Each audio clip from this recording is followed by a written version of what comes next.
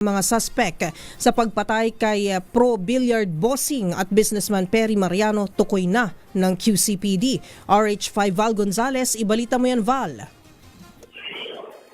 Miss Karen, dahil sa mga CCTV cameras na nagkalat ay natukoy na ng Quezon City Police District ang pagkakakilanlan ng riding tandem na sangkot sa pagpatay sa dating Pangulo ng Association of Club Karaoke Disco Owners Operators at driver nito sa Quezon City kahapon.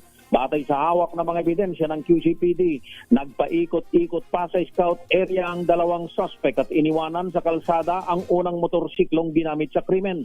Kapwa namatay ang dalawang biktima na kinilalang sina Seferino Perry Mariano, 75 taong gulang, kilalang businessman sa Lungsod Quezon, at Norberto Rimaco, 51 taong gulang, lumalabas sa investigasyon ng QCPD na nagpalit ng damit sa kalsada at naglakad lamang sa Scout Rayos malapit sa Scout Ibardulasa bago makitang sumakay sa isang tricycle sa Scout Borromeo ang dalawang suspect. Sa ngayon ay bumuo na ang QCPD ng isang Special Investigation Team na pamumunuan mismo ni District Director Police Brigadier General Randy Glenn Silvio. Bukod sa pagiging kilala sa industriya ng nightclub, ang namatay na si Perry Mariano ay tinaguriang Pinoy Bagsi dahil siya ang instrumento sa pagtuklas ng mga bagong mukha sa larangan ng bilyar.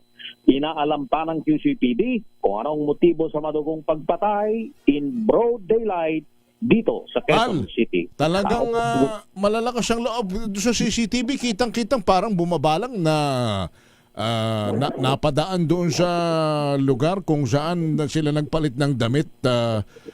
May identity na yung dalawa? Mayroon na ba? Kilala na ng QCPD pero ayaw pang banggitin ang mga pangalan.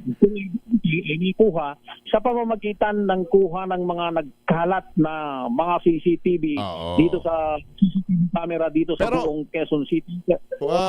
May binabanggit babal kung mga taga-QC lang yan, dayo, mga bayarang kriminal ba yan? Ano bang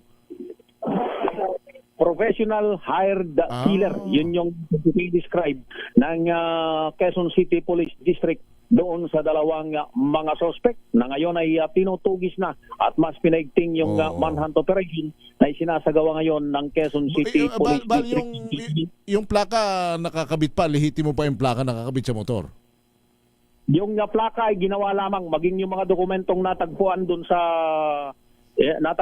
sa motorsiklo, yung papeles ng motorsiklo ay napagalaman na pineki lamang ng mga suspect dahil dun sa tingin ng QCPD ay planado yung ginawang pagpatay kay Ginoong Perry Mariano. Alright. Thank you, Val.